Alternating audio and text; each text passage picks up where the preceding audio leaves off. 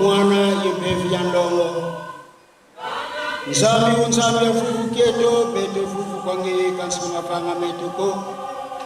imudia untahu ifwetu papa lwakala yebetu kintwadi mubana bako bakuba mene mudia nitu Yesu Kristo inua menga mawu usambu ni mawu kwa masunamaza nzambi basimenitu yemenga mawu mpasikoto didi yenuini kadamu la solution na pesana inafunzambi yetu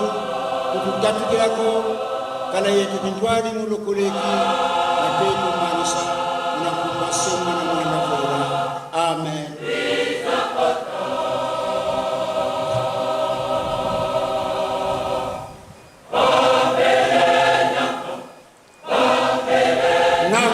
Tata mwana mpeta mlimo santo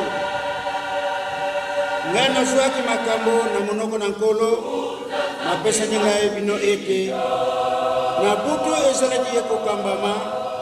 nkolo Yesu akamata kikwanga atondaki abukaki yango ye ete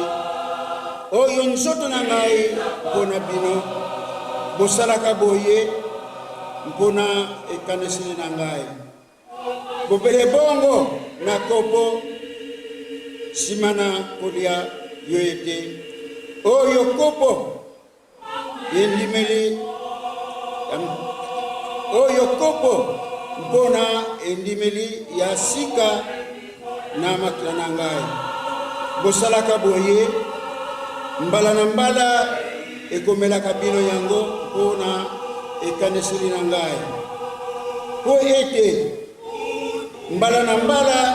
ekoliaka bino kwanga oyo mpe komela bino kopo oyo okosakolaka kufa na nkolo tuneko ya ye na bongo soko nani akolia kwanga oyo mpe akomela kopo oyo nde akobonga te akokwea na ntina na nzoto na makila na nkolo tika ete mutu amimeka yepenza bongo alia na kwanga oyo mpe amela na kopo oyo po ete oyo akolia mpe akomela akokabona nzoto te azali komilela mpe kumela ekweli yango wana mingi kati na bino bazali bolemo mpe babeli mingi mpe bakokufaka soki nde tokomikatilaki makambo nde tokosambisima te nde nkolo akosambisaka biso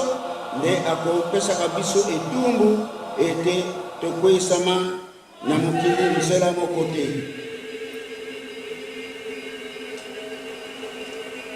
Tobondela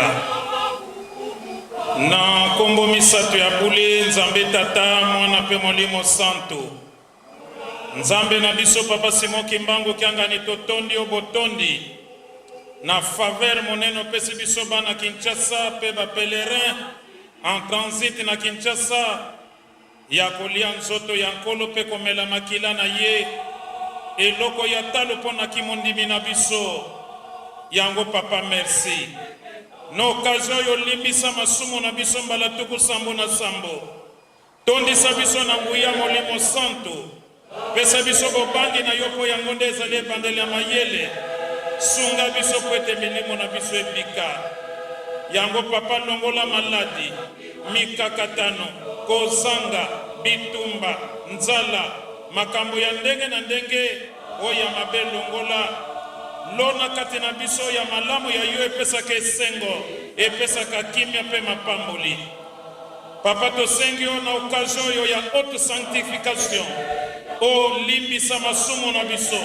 o bongola biso tokoma itile mpo na yo nzambe mpe mpo na lingomba na yo tikete lingomba na yo ekoma monene mpe ekoma makasi okokisela biso bilaka nyonso bolaka ebele tomoni yango maye matikali bokokisela biso yango mpo biso bana tosepela tikete ofongola nzela ya kulumbimbi opesa biso indépendance spirituelle osilisa bitumba kuna na est ya pays pe na RDC mobimba na Angola na Brazza na Afrique pe na mokili mobimba kaso elingi biso te o elingi pe mokili te sepelisa biso bana toye mpona kolia nzoto mpe komela makila na eliki ete okosokola biso tokoma ya sika liboso na yo pesa bomoko kati na biso po ete balobaka l'union fait la force po yo tata Simon Kimbangu Kiangani oza na posa mondimi nyonso na kati ya lingomba na yo salelo totiki na maboko na yo na kombo ya tata mwana mpe molimo mosantu na Kiangani na libula munene oyo sili kopesa biso bana bayo kwete na mokolo ya lelo tolia lisusu nzoto na yo nkolo na biso Yesu Kristo pe tomela makila mayo bilei ya bomoi nkolo na biso Yesu Kristo otikaki kiti na yo ya nkembo okitaki na se ondimaki liwa ya soni makila mayo matalu masopanaki na ikuluzu kwete biso tobyangama lisusu bana banzambe na bolingo bwa yo otinelaki biso musungi papa Simon Kimbangu andimaki 30 ans de prison na tina yete biso pe toyebana ete tozali bikelamu ya tata nzambe totonga nkamba Yelusalemi ya sika po ete bilaka bya yo bikokana biso bana bayo tosepela fongola nzela ya kulumbimbi maso bobongisaki poso na lokoso loyindo bokokisila biso yango kimia mapamboli tosengi onkomona tata mwana pe tata molimo santu Nzambi eto tata Simon Kimbangu Kiangani Nzambi mwanda kwelela utunoloka masumu meto mbanga Nzambi Nzambi eto kulumuna mpepe ya mwanda kwelela ukitula gato keni kwa Yesu Kristo ukitula wiki menga kwa Yesu Kristo madamu mando mika madubana nufamu munitu zeto mumiela meto mujinzo zeto mujifamili zeto mujibumbie mumea mimba